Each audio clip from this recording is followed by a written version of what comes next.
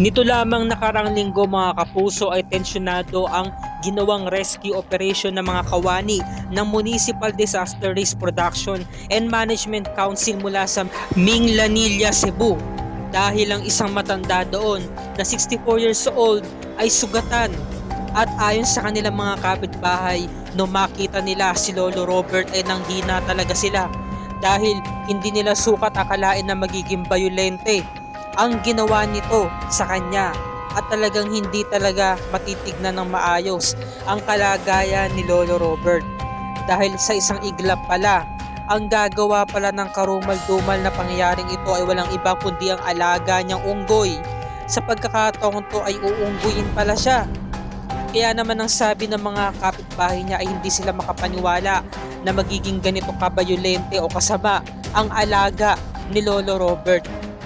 Dahil nga sa nakakatakot na pangyayaring ito ay nagkaroon ito ng trauma mula sa kanilang lugar. At heto ang alaga ni Lolo Robert.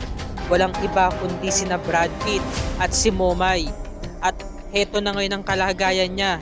Hindi siya makapagtrabaho dahil nga sa mga natamong sugat kaya hindi niya magalaw ang kanyang mga braso.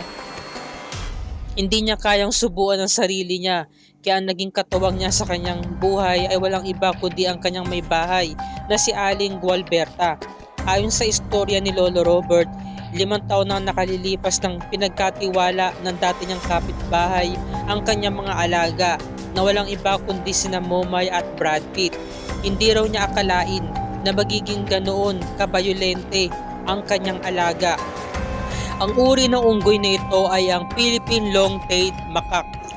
At ang trato pa nga rito ni Lolo Robert ay parang tunay niya ng mga anak dahil napamahal na talaga siya rito. Noong una ay maamo naman ito at talagang naging masunurin. Napilitan lang daw siyang alagaan ang mga unggoy hanggang sa napamahal na nga siya rito dahil 5 taon niya itong nakasama. Nakakulong lamang ito palagi at nakakatulong pa nga daw ito sa mga gawaing bahay katulad na lamang ng paglalaba at paghuhugas ng mga pinagkainan. Ngunit si Momay ay talagang napakabait. Ngunit itong si Brad Pitt ay masasabi natin talagang napaka mapasaway. Dahil palagi raw itong tumatakas sa kanyang kulungan. Kaya naman ay lagi raw itong nagwawala. Ilang ulit na raw nila itong hinuli dahil nga sa pagiging pasaway nito. Nakatakas na naman tapos nagpapahuli naman siya sa akin. Ito ang sinabi ni Lolo Robert. Dito ang dating pinaglalagyan ko ng hawla niya. Ito pa ang dagdag niya sa kanyang istorya. Matapos puntahan ng Team Jessica ang kinilalagyan dati ng hawla ni Momay at Brad Pitt. Lagi niya itong tinatawag upang pakainin. Nag-iba na ang isipan nun. Naging wild na, ika nga. Samantalang itong si Brad Pitt nung gabing yon ay tuluyan nga muling nakawala at nanghuhulihin na nga nila ito upang ilagay sa daladala niyang sako ay bigla agad siya nitong sinunggaban. Kaya dito na nga naganap ang nakakatakot na pangyayari na kung saan ay nagkaroon siya ng mga kagat sa iba't ibang parte ng katawan, mga kalmot at natuklap pa ang kanyang balat.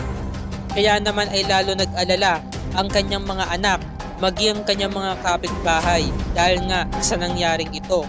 At ayon naman sa isang doktora na si Nicole Bernadette, ang mga ganitong uri ng wildlife animal ay nagdadala ng B virus at rabies virus.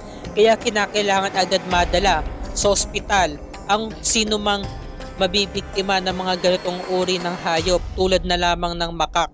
At ayon naman sa municipal veterinarian na si Dr. Beda, kinakailangan daw ay hugasan ito ng running water with 10 to 15 minutes at kinakailangan pati ng sabon upang malinis ang kinagat na parte ng makak.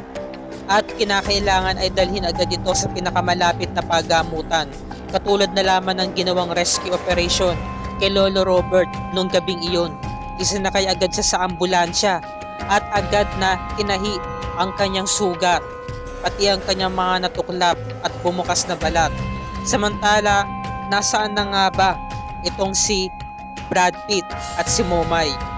Ayon kasi kay Lolo Robert, meron siyang isiniwalat na istorya. 200 meters ang layo ng kanyang bahay sa kulungan nito ni Brad Pitt sa ni Momay simula nung lumipat siya ng tirahan. Kaya pakuwari niya ay maaaring nagbago ito, nagtampo ito sa kanya dahil nag-aalala ito kung pupuntahan pa ba siya nito o hindi na. Dahil pinupuntahan na lamang daw ito ni Lolo Robert para pakainin ang kanyang dalawang alagang makak. Kaya ito raw maaaring naging dahilan kaya kung bakit bigla itong nagbago. Pinupuntahan na lamang daw niya ito upang pakainin. Hindi na sila maano kada oras dahil nga sa sobrang busy nga ni Lolo Robert dahil sa kanyang paghahanap buhay. Kaya naman nung gabing iyon ay dinala sa Animal Impounding Facility ang dalawang alaga ni Lolo Robert mula sa Minglanilla. At sila na mismo ang humahawak sa dalawang unggoy. Ayon naman kay Attorney Junri Baragat mula sa Municipal Administrator, dapat isusurrender yan sa pertinent government agency para nga naman sila ang mga laga sa mga ganitong uri ng hayop. Samantala, ayon naman sa sinabi ng veterinarian na hindi naman daw talaga sila sobrang wild. Nagkakaganito lamang sila kapag sila ay minamaltrato o di kaya ay napupunta sila sa panibagong lugar na hindi pamilyar sa kanila, katulad na lamang ng kakaibang environment. Kaya maaari talaga silang maging violente.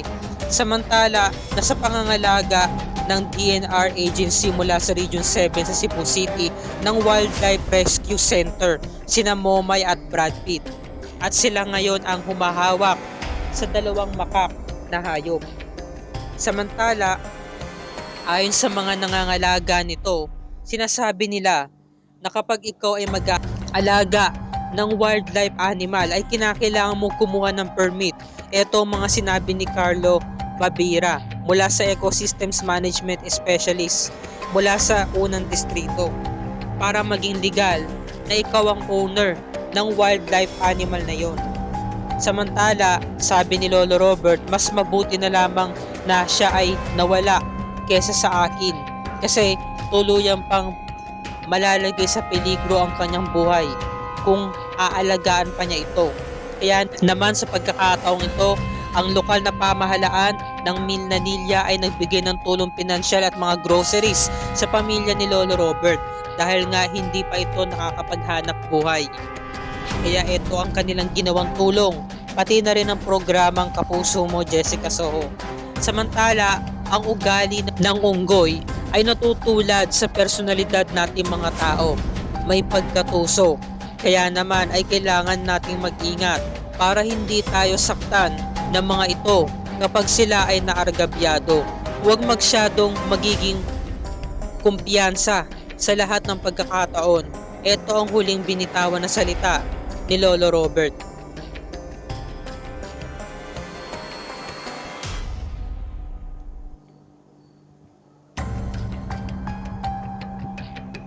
Kaya sa mga nais tumulong kay Lolo Robert mga kapuso, narito ang ilan sa mga impormasyon. Maraming salamat sa inyong panonood.